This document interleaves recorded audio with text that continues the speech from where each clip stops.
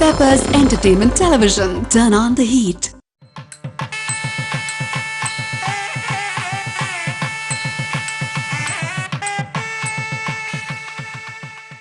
अस्तुष्टेस्तनकस्तूरी वासनावासिदोरसे श्री அஸ்திகிரிநாதாய தேவராஜாய மங்களம். திருமகள் கேள்வனான ஸ்ரீமன் நாராயணன் பகவத்கீதையிலே ஒரு அற்புதமான வார்த்தையை அருளி செய்தருளினான். மாதானாம் மார்கசீர்ஷோகம், மாதங்களிலே நான் மார்கழி மாதமாக இருக்கிறேன் என்று ஒரு உன்னதமான ஒரு மாதமாக இந்த மார்கழியை குறிப்பிடுகிறான் கண்ணன் தமது பகவத்கீதையிலே. அப்பேற்பட்ட முக்கியமான மிக விசேஷமான இந்த மார்கழி மாதத்திலே நாம் அஞ்சு குடிக்கொரு சந்ததியாய் ஆழ்வார்கள் தம் செயலை விஞ்சி நிற்கும் தன்மைகளான ஆண்டாள் அருளி செய்த திருப்பாவை, அது வேதமனைத்துக்கும் வித்து கோதை தமிழ் ஐயைந்தும் ஐந்து என்கிற பெரியோர் வாக்குப்படி அந்த கோதை தமிழ் 30 பாசுரங்களையும் இந்த மார்கழி மாதத்திலே விடியற்கால வேளையிலே நமது இல்லங்களிலே சொல்லும்படியான ஒரு வாய்ப்பை நாம் இப்போது பெற்றிருக்கிறோம். இந்த 30 பாசுரத்தையும் சொல்ல வேண்டியது மிகவும் முக்கியம். அது முடியாமல் போனாலும் ஒரே ஒரு பாடலாவது ஒவ்வொரு நாளாக சொல்ல வேண்டும் என்பது பெரியோர்கள் பணிப்பர். அதன்படியாக 30 நாட்களுக்கும் 30 பாசுரங்களாக மார்கழி திங்கள் என்று ஆரம்பித்து வங்கக்கடல் கடைந்த மாதவனை கேசவனை என்கிற 30வது பாசுரம் ஈராக ஒவ்வொரு பாசுரமாக நாம் இந்த தொலைக்காட்சியின் மூலமாக அனுபவிக்க இருக்கிறோம்.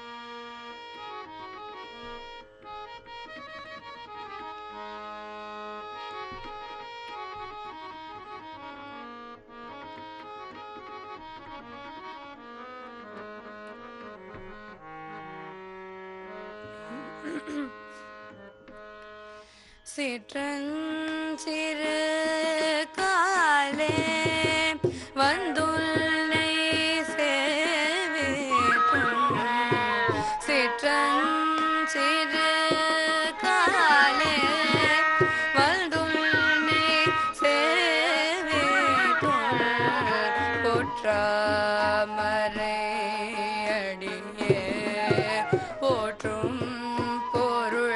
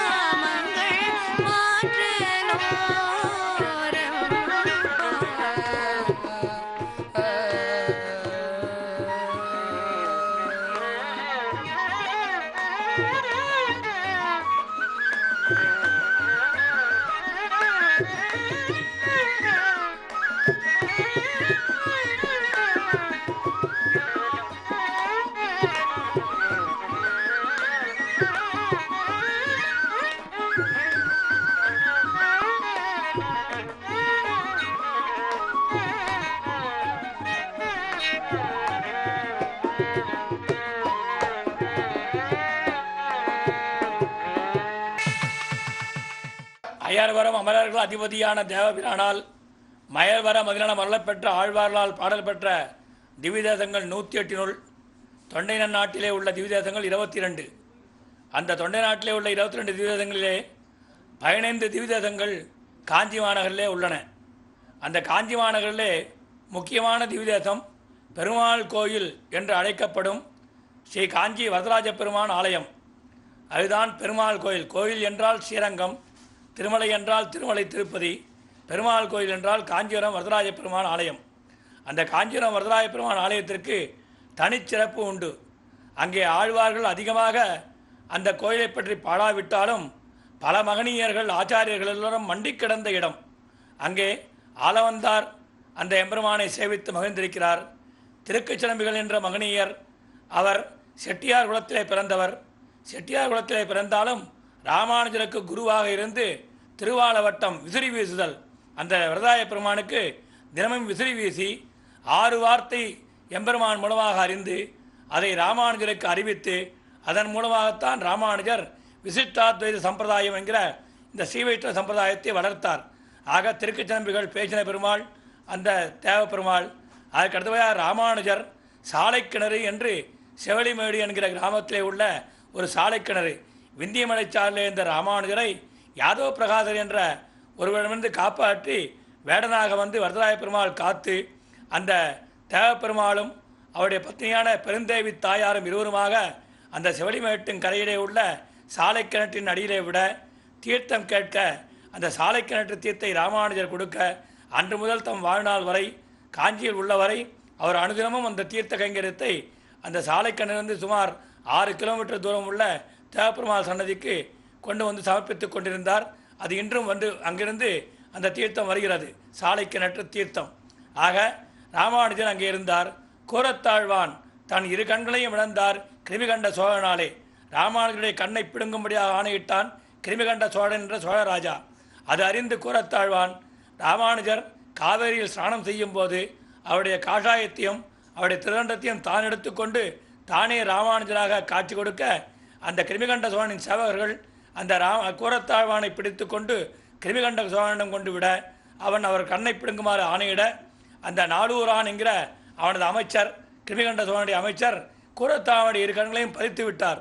12 வருட காலம் ராமானுஜர் இந்த கிருமிகண்ட சோழனை விட்டுவிட்டு மேல்கோட்டை என்கிற திருநாராயணபுரத்துக்கு எழுந்தொருளி அந்த கிருமிகண்ட சோழன் மறைந்த பின்பு மீண்டும் இந்த அழகர் மலைக்கு வந்து கூரத்தாழ்வானை அழைத்து கொண்டு தேவப்பெருமாளிடம் வந்து 2 கண்களையும் பிரார்த்தியும் உனக்கு 2 கண்களும் மறுபடியும் கண் பார்வை கிடைக்கும் என்று கூற கூரத்தாழ்வான் எனக்கு கண் பார்வை தேவையில்லை என்று அவர் அந்த கண் பார்வை கூட தரிசனத்துக்காக தனது தரிசனத்தையே இருந்தார். தரிசனம் என்றால் ஸ்ரீவைஷ்ணவ தரிசனம், தனது தரிசனம் என்றால் தன் கண் பார்வை. ஆனால் மறுபடியும் ராமானுஜர் பிரார்த்திக்க எனக்கு ஒரே ஒரு முறை தேவப்பெருமாளையும் ராமானுஜரையும் சேவிக்கும், அதாவது பார்க்கும் கண்ணை கொடுத்தால் போதும், மறுபடியும் கண் போயிடும் என்று சொல்லிவிட 2 தடவை ஒரு தடவை தேவப்பெருமாளை வணங்குகிறார். அடுத்த பார்வையாலே ராமானுஜரை வணங்கி மறுபடியும் கண் பார்வை இழக்கிறார். அவன் வரந்தரும் மாமணி வண்ணன், கேட்பவருக்கு கேட்பதெல்லாம் கொடுக்கும் வரதராஜன். அந்த வரதராஜனும் கண்களை பிரார்த்திக்க கூறியும் அவர் மறுத்துவிட அந்த கூரத்தாழ்வானும் அங்கே வண்டி கிடந்தார். சுவாமி வேதாந்த தேசிகர் என்கிற மகனீயர் அவர் அங்கே பலகாலம் எழுந்தருளிருந்து தேவப்பெருமாளுக்கு தொண்டுகள் செய்தார். மணவாள மாமணிகள் என்றும் மாபெரும் ஆச்சாரியர். அவர் தேவராஜ மங்களம் என்று எம்பெருமானுக்கு தேவப்பெருமாளுக்கு வரதராஜ பெருமாளுக்கு மங்கள ஸ்லோகம் இயற்றியுள்ளார். ஆக பல மகனீயர்கள் ஆளவந்தார் தொடக்கமாக மணவாள மாமணிகள் முடிவாக பல மகனீயர்களால் பல ஸ்ரீவைஷ்ணவ ஆச்சாரியர்களால் வணங்கப்பட்ட ஒரே பெருமான் தேவப்பெருமாள் வரதராஜ பெருமான். அதேபோல் ஆழ்வார்களிலே திருமங்கை ஆழ்வார் அவர் ஆளிநாட்டு அரசர், சிற்றரசர், கப்பம் கட்டும் அரசர். அவர் இந்த கப்பல் கட்ட வேண்டிய பணத்தை எல்லாம் நித்தியப்படியாக 1000 பேருக்கு ததியாராதனம் என்று சொல்லி எல்லோருக்கும் அந்த சாப்பாடு பரிமாற பணத்தை எல்லாம் செலவித்து விட அந்த ராஜா மிரட்ட அவருக்கு பணத்தை திருப்பி செலுத்த முடியாமல் வரதராஜை பிரார்த்திக்க வரதராஜர் தனது வேகவதி ஆற்றின் கரையில் உள்ள மணலையெல்லாம் பொன்னாக மாற்றி கொடுக்க அந்த திருமங்கை ஆழ்வார் அந்த பொன்னை கொண்டு சேர்ப்பித்தார் அந்த ராஜனிடம். அப்பேற்பட்ட திவ்யதேசம் காஞ்சி தேவப்பெருமாள். அங்கே ஆண்டாள் எழுந்துள்ளிருக்கிறார். என்ன விசேஷம் என்றால் மற்ற ஊரை காட்டிலும் தேவப்பெருமாள் சன்னதி ஆண்டாளுக்கு உள்ள விசேஷம் என்னவென்றால் எப்பொழுதெல்லாம் தேவப்பெருமாள் உற்சவம் கண்டு மீண்டும் தன் ஸ்வஸ்தானத்துக்கு போகிறாரோ அப்பொழுதெல்லாம் மாலையை மாற்றிக்கொள்வார்.